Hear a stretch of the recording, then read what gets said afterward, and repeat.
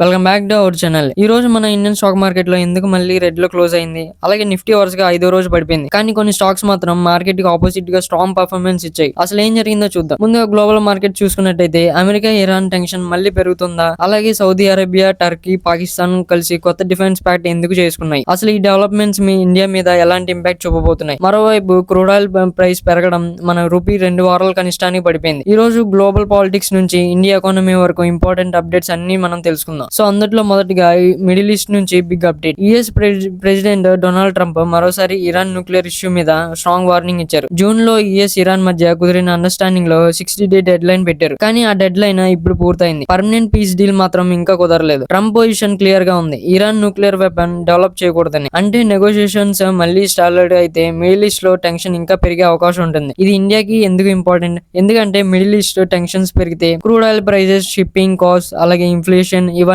India economy మీద ప్రభావం చూపుతాయి. అలాగే సౌదీ అరేబియా, టర్కీ, అలాగే పాకిస్తాన్ డిఫెన్స్ ప్యాక్ట్. ఇంకో మేజర్ గ్లోబల్ డెవలప్మెంట్ ఏంటంటే, సో ఈ 3 కంట్రీస్ కలిసి ఒక అగ్రిమెంట్, డిఫెన్స్ అగ్రిమెంట్ చేసుకున్నాయి. అంటే ఒక దేశంపై మెజారిటీ సెక్యూరిటీ థ్రెట్ వస్తే 3 దేశాల మధ్య డిఫెన్స్ కోఆపరేషన్ మరింత స్ట్రాంగ్ గా ఉండే అవకాశం ఉంటుంది. డొనాల్డ్ ట్రంప్ ఈ అగ్రిమెంట్ ని బిగ్ బోల్డ్ స్టెప్ గా వెల్కమ్ చేశారు. ఇండియాకి ఇది ఎందుకు ఇంపార్టెంట్, సౌదీ అరేబియాతో ఇండియాకి strong economic and energy relations ఉన్నాయి. పాకిస్తాన్ తో ఇండియాకి ఆల్రెడీ కాంప్లికేటెడ్ సెక్యూరిటీ రిలేషన్షిప్ ఉంది. కాబట్టి గల్ఫ్ రీజియన్ లో కొత్త స్ట్రాటజిక్ అలయన్స్ ఏర్పడటం న్యూఢిల్లీకి డెఫినెట్లీ క్లోజ్ వాచ్ చేయాల్సిన విషయం. సో అలాగే Trump and South Korea military deals. ఇంకో ఇంట్రెస్టింగ్ అప్డేట్ ఏంటంటే, డొనాల్డ్ ట్రంప్ సౌత్ కొరియాతో ప్లానెట్ జాయింట్ మిలిటరీ ఎక్సైజ్ ని సబ్స్టెన్షియల్లీ రిడ్యూస్ చేయాలని పెంటగాన్ కి ఆదేశించారు. ట్రంప్ దీనికి కాస్ట్ ఫ్యాక్టర్ తో పాటు north Korean leader Kim Jong Un తో రిలేషన్స్ కూడా కారణంగా చూపించారు. కానీ ఎక్స్పర్ట్స్ మాత్రం south Korea defence red lines మీద కన్సర్న్స్ వ్యక్తం చేస్తున్నాయి.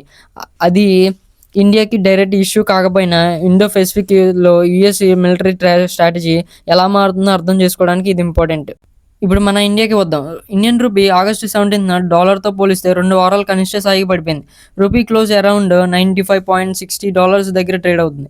దీని మేజర్ రీజన్స్లో క్రూడ్ ఆయిల్ ప్రైస్ పెరగడం, డాలర్ డిమాండ్, జియోపొలిటికల్ టెన్షన్స్ ఉన్నాయి. బ్రెంట్ క్రూడ్ కూడా దాదాపు 1% పెరిగి బ్యారెల్కి అరౌండ్ $89కి చేరింది. ఇది మనకి ఎంతకి ఇంపార్టెంట్, ఇండియాకి క్రూడ్ ఆయిల్ ఇంపార్టెంట్, చాలా కీలకం. ఆయిల్ ప్రైస్ పెరిగితే ఇంపోర్ట్ బిల్ పెరుగుతుంది, కానీ రూపీ మీద ప్రెషర్ కూడా రావచ్చు. మరియు పెట్రోల్, డీజిల్, ట్రాన్స్పోర్టేషన్, అలాగే మ్యానుఫ్యాక్చరింగ్ లాంటి సెక్టర్స్ మీద కాస్ట్ ప్రెషర్ రావచ్చు. సో అలాగే ఇంకో ఇంపార్టెంట్ ఇండియా అప్డేట్ ఏంటంటే, ఆర్బీఐ నుంచి. ఆర్బీఐ తన స్పెషల్ ఫారెన్ ఎక్స్చేంజ్ స్వాప్ ఫెసిలిటీని అనుకున్న దానికంటే 1 నెల ముందుగానే క్లోజ్ చేసింది. ఈ ఫెసిలిటీ ద్వారా నియర్లీ $57 బిలియన్ వరకు ఫారెన్ కరెన్సీ ఇన్ఫ్లోస్ వచ్చాయి. దీంతో India foreign exchange reserves $700 billion కి పైగా పెరిగాయి. అంటే గ్లోబల్ అన్సర్టెనిటీ కన్నా ఇండియా దగ్గర ఎక్స్టర్నల్ బఫర్ ప్రస్తుతం స్ట్రాంగ్ గా ఉంది. కానీ ఆర్బీఐకి మరో కన్సర్న్ ఉంది. ఎక్కువ లిక్విడిటీ వస్తే ఇన్ఫ్లేషన్ కంట్రోల్ మరియు మానిటరీ పాలసీ మీద ప్రెషర్ రావచ్చు. అందుకే ఆర్బీఐ బ్యాలెన్స్ మెయింటైన్ చేయడానికి ఈ ఫెసిలిటీని ఎర్లీగా క్లోజ్ చేయడానికి అనలిస్టులు చెప్తున్నారు. ఇండియన్ ఎనర్జీ సెక్టర్ కూడా ఇంట్రెస్టింగ్ అప్డేట్. జూలై 2026లో ఇండియన్ క్రూడ్ ఆయిల్ ఇంపోర్ట్స్ లో రష్యా షేర్ రికార్డు 50.83% చేరింది. మిడిల్ ఈస్ట్లో సప్లై డిస్టర్బెన్స్ ఉండడంతో ఇండియా రిఫైనరీ రష్యన్ క్రూడ్ మీద మరింత డిపెండ్ అయ్యారు. ఏప్రిల్ నుంచి జూలై వరకు కూడా రష్యా ఇండియాకి బిగ్గెస్ట్ క్రూడ్ సప్లయర్గా కొనసాగుతుంది. ఇది ఇండియాకి ఒక స్ట్రాటజిక్ అడ్వాంటేజ్ కూడా, కానీ జియోపొలిటికల్ రిస్క్ కూడా. ఎందుకంటే రష్యన్ ఆయిల్ మీద యుఎస్తో ఎడిషనల్ టారిఫ్ ప్రపోజల్స్ కూడా ఉన్నాయి.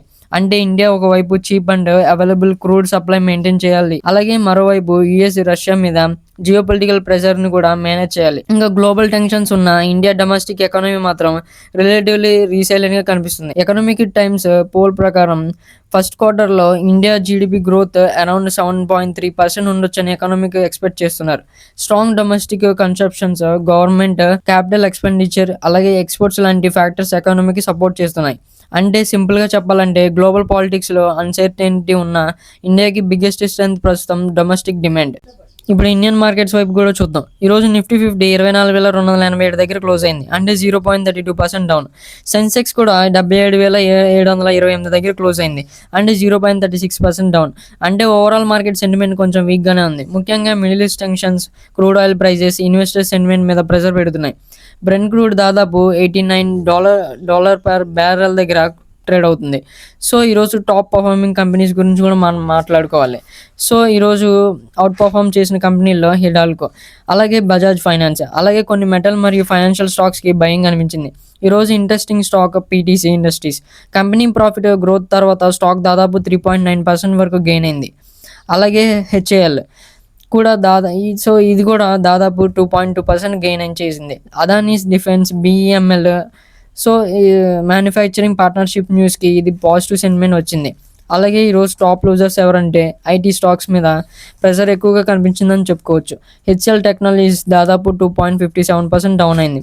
ఇంకా టీసీఎస్ దాదాపు 1.9% నుంచి 2% వరకు డౌన్ అయింది. అలాగే విప్రో కూడా దాదాపు 1% డౌన్గా ఉంది. ఇంకా సన్ ఫార్మా చూసుకున్నట్టయితే ఇది కూడా సుమారు 2.2% డిక్లైన్ అయింది. ఇంకా ఆర్కిడ్ ఫార్మా భారీగా దాదాపు 9.7% పడిపోయింది. వీకర్ ప్రాఫిట్స్ పర్ఫార్మెన్స్ కారణంగా ప్రెజర్ వచ్చింది. ఇంకా ఈరోజు మార్కెట్ ఎందుకు ఫాలో అయిందని మనం చూసుకోవాలి. అందులో నెంబర్ 1 క్రూడ్ ఆయిల్. క్రూడ్ $89 దగ్గర ఉండడంతో ఇండియా లాంటి క్రూడ్ ఇంపోర్ట్ డిపెండెంట్ ఎకానమీకి ఇన్ఫ్లేషన్ అలాగే ఇంపోర్ట్ బిల్ మీద కన్సర్న్స్ వస్తాయి. ఇంకా నెంబర్ 2 వచ్చేసి geopolitical tensions. US Iran conflict కొనసాగడంతో ఇన్వెస్టర్స్ రిస్క్ తగ్గించుకోవడానికి ప్రయత్నిస్తున్నారు. అలాగే నెంబర్ 3 వచ్చేసి డొమెస్టిక్ ట్రిగర్స్ తక్కువగా ఉండడం. క్వార్టర్లీ ఎర్నింగ్ సీజన్లో ఆల్మోస్ట్ కంప్లీట్ అవ్వడంతో మార్కెట్ ఫ్రెష్ పాజిటివ్ ట్రిగర్స్ తక్కువగా కనిపిస్తున్నాయి.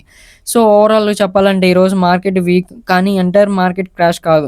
లార్జ్ క్యాప్ స్టాక్స్లో సెల్లింగ్ ప్రెషర్ ఉన్న కొన్ని మిడ్ క్యాప్ మరియు స్మాల్ క్యాప్ స్టాక్స్ మాత్రం పాజిటివ్గా పర్ఫార్మెన్స్ చేశాయి. రేపు మార్కెట్స్ని క్రూడ్ ఆయిల్ మూవ్మెంట్ అలాగే geopolitical news, FI and DI activity చాలా ఇంపార్టెంట్.